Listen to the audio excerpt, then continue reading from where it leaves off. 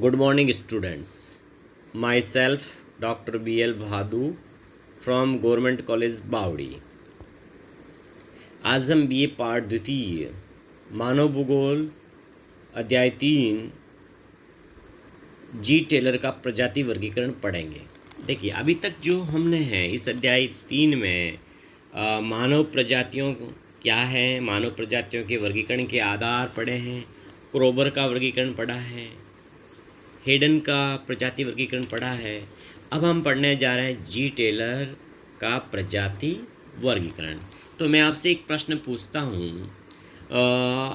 हमने मानव प्रजातियों के वर्गीकरण में जी टेलर की परिभाषा ने आप अपने अवगत हुए हैं। बताइएगा कि जी टेलर ने मानव प्रजातियों को किस प्रकार से परिभाषित किया। तो जी टेलर के अनुसार मानव प्रजाति नस्ल को प्रकट करती है, न कि सभ्यता।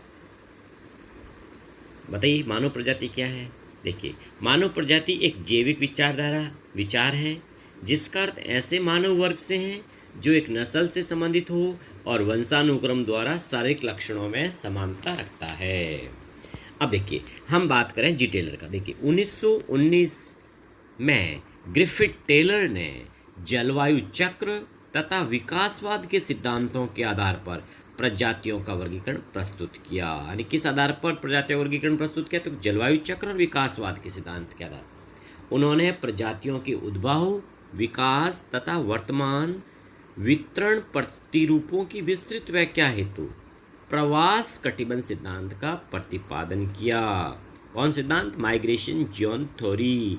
प्रवास कटिबंध सिद्धांत का प्रतिपादन किया, जिसे कटिबंध स्तर सिद्धांत के नाम से भी जाना जाता है। तो अब बताइएगा, प्रवास कटिबंध सिद्धांत का दूसरा नाम क्या है? कटिबंध स्तर सिद्धांत। कटिबंध स्तर सिद्धांत यानी zone and strata theory. Taylor ने मध्य एशिया को समस्त मानव प्रजातियों का उद्गम स्थल माना। Very good. देखिए, ये एग्जाम में आता रहता है कि भाई टेलर ने किस स्थान को मानव प्रजातियों के उद्गम का स्थान माना। तो क्या उत्तर होगा? मध्य एशिया, है ना। मध्य एशिया ने जहाँ से विकसित होकर विभिन्न प्रजातियाँ बाहर की ओर फैलती गई। जो प्रजाति सबसे पहले विकसित हुई वह उद्गम स्थल से दूर महाद्वीपों के बाह्य पेटियों में पाई जाती हैं, और जो प्रजाति सबसे बाद में विकसित हुई वो मध्य एशिया के पास ही पाई जाती हैं। प्रजातीय विकास क्रम में सिर की आकृति लंबी से क्रमशः चौड़ी होती गई और बाल छल्लेदार से क्रमशः सीधे होते गए। जी टेलर ने कपाल सूचकांक और बालों की बनावट के आधार पर, है ना, देखिए इनके दो आधार हैं प्रजाति वर्गीकरण के। एक तो है कपाल सूचकांक यानी खोपड़ी का सूचकांक कपाल, और एक बालों की बनावट। तो वापस देखिएगा, जी टेलर ने कपाल सूचकांक और बालों की बनावट को प्रमुख आधार मानते हुए समस्त मानव प्रजातियों को 7 श्रेणियों में विभक्त किया। अब बताइए, जी टेलर की जो मानव प्रजातियों की 7 श्रेणियाँ कौन सी हैं? तो एक है निग्रिटो, दूसरी है निग्रो, तीसरी ऑस्ट्रेलाइड, चौथी भूमध्य सागरीय, पांचवी नॉर्डिक, छठी अल्पाइन और सातवीं मंगोलिक। 7 प्रजातियां हैं। अब हम बात करते हैं पहले की, निग्रिटो। देखिए, ये विश्व की सबसे प्राचीन मानव प्रजाति मानी जाती है। अपने उद्गम स्थल से सबसे पहले यही प्रजाति स्थानांतरित हुई और अन्य प्रजातियों द्वारा बाहर की ओर हटाए जाने से यह महाद्वीपों के छोरों तक पहुंच गई। नाटा या छोटा कद, काला या चॉकलेटी रंग, चौड़ी और अधिक चपटी नाक, आगे की ओर निकला हुआ जबड़ा, छल्लेदार गुत्ते हुए बाल, अधिक पतला एवं लंबा सिर निग्रिटो लोगों की सामान्य पहचान है। ऐसा अनुमान है कि अपने मूल रूप में निग्रिटो संभवतः विश्व के किसी भाग में नहीं पाए जाते हैं, क्योंकि इनका प्रजातीय मिश्रण अधिक हुआ है। निग्रिटो प्रजाति के लोग अफ्रीका के भूमध्य सागरीय वनों, जिसे कांगो बेसिन कहते हैं, तो अफ्रीका के भूमध्य सागरीय वनों, श्रीलंका, मलाया, दक्षिणी पूर्वी द्वीप समूह, अंडमान निकोबार द्वीप समूह प्रदेशों में पाए जाते हैं।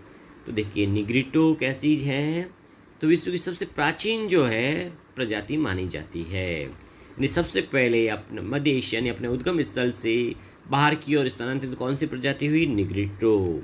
तो आप बता सकते हैं कि कांगो बेसिन में निग्रिटो के अंतर्गत कौन सी जनजाति पाई जाती है? पिग्मी। श्रीलंका में कौन सी हैं? वेदा, है ना, सियली टाइप की।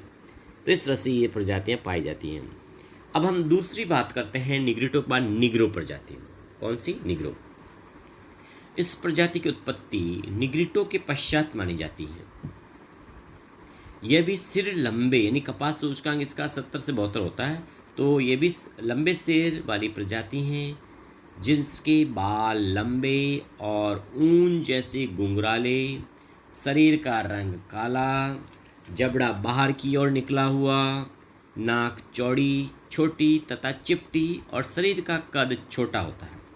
निग्रो प्रजाति के लोग उष्णकटिबंधीय अफ्रीका के पूर्वी भाग यानी सूडान और पश्चिमी भाग यानी गिनी तटीय प्रदेश तथा दक्षिणी पूर्वी एशिया के द्वीपों विशेषतः पापुआ न्यू गिनी में मिलते हैं। अब हम तीसरी प्रजाति हैं, वो है ऑस्ट्रेलाइड। ऑस्ट्रेलिया में आपको पता होगा एक प्रजाति निवास करती हैं, जनजाति कौन सी? एबोर्जिन्स, है ना। तो ऑस्ट्रेलाइड की देखिएगा, ये भी लंबे सिर वाली प्रजाति है जिसकी उत्पत्ति क्रम में तीसरा स्थान है। इसके शारीरिक लक्षणों में चमकदार काला रंग, ऊन के समान घुंघराले बाल, जबड़ा कुछ आगे को निकला हुआ और नाक मध्यम चौड़ी होती है। इनका शारीरिक कद औसत पाया जाता है। लगभग 250 वर्ष पूर्व तक ऑस्ट्रेलाइड प्रजाति के लोग पूरे ऑस्ट्रेलिया महाद्वीप में फैले हुए थे, किंतु वहाँ यूरोपियों के पहुँचने पर ये आदिवासी मरुस्थलीय तथा दुर्गम क्षेत्रों की ओर प्रवास कर गए। मध्य और दक्षिण भारत में भी इस प्रजाति के लोग पाए जाते हैं। तो बताइए ऑस्ट्रेलाइड प्रजाति का उदाहरण कौन सा है? ऑस्ट्रेलिया में कौन सी जनजाति? एबॉर्जिन्स। और न्यूजीलैंड में कौन सी है? माओरी, है ना। और हमारे यहाँ पर जो भारत में ना द्रविड़, ये भी ऑस्ट्रेलाइड के भाग हैं। अब आगे देखिएगा भूमध्य सागरीय, चौथी जी टेलर के वर्गीकरण का चौथा प्रजाति है भूमध्य सागरीय। इस प्रजाति के लोग लंबे सिर वाले होते हैं जिनके बाल घुंघराले या अल्प घुंघराले, नाक पतली, अंडाकार, जबड़ा कुछ आगे को निकला हुआ और त्वचा का रंग जैतूनी होता है। इनका शरीर सुगठित और औसत कद वाला होता है। यह प्रजाति सामान्यतः बसे हुए महाद्वीपों के बाहरी छोरों पर पाई जाती है। इसका सर्वाधिक विस्तार भूमध्य सागर के निकटवर्ती क्षेत्रों पर है, जिसके आधार पर ही इसका नामकरण किया गया है। दक्षिण यूरोप और उत्तरी अफ्रीका इसके प्रमुख निवास क्षेत्र हैं। इसके अतिरिक्त उत्तरी अमेरिका, दक्षिणी अमेरिका और ऑस्ट्रेलिया में भी इसके प्रतिनिधि पाए जाते हैं। अब देखिए पांचवी है नार्डिक। इस प्रजाति का विकास उपरोक्त प्रजातियों के बाद हुआ, जिसके कारण इनके शारीरिक लक्षणों में अधिक अंतर पाया जाता है। इनका सिर सामान्य आकार वाला, बाल लहरदार, नाक लंबी एवं नुकीली, चेहरा चपटा, त्वचा का रंग गोरा तथा भूरा, कद लंबा तथा शरीर सुगठित होता है। इस प्रजाति का प्रमुख क्षेत्र उत्तरी पश्चिमी यूरोप है, जहाँ से प्रवास द्वारा उत्तर दक्षिण अमेरिका में भी इस प्रजाति के लोग पहुँच गए। यह वर्तमान में मिश्रित प्रजाति के रूप में पाई जाती है, जबकि पूर्व काल में इसका विस्तार यूरोप, एशिया व दोनों अमेरिका के समशीतोष्ण भागों में था। यानी नार्डिक मैन कहाँ के हैं? यूरोप में भी स्कैंडिनेविया यानी स्वीडन, नॉर्वे के आसपास नार्डिक ज़्यादा पाए जाते हैं। छठी प्रजाति है अल्पाइन। अल्पाइन जो आसपास पर्वत, जर्मनी, फ्रांस, स्विट्जरलैंड, यूरोप में भी है ना। तो देखिए अल्पाइन ये नवीन प्रजाति है जिसका सिर चौड़ा, बाल सीधे तथा नाक पतली लंबी होती है। इसके त्वचा का रंग भूरे से लेकर श्वेत तक और चेहरा सपाट होता है। इस प्रजाति का निवास क्षेत्र मध्य और दक्षिणी पूर्वी यूरोप है।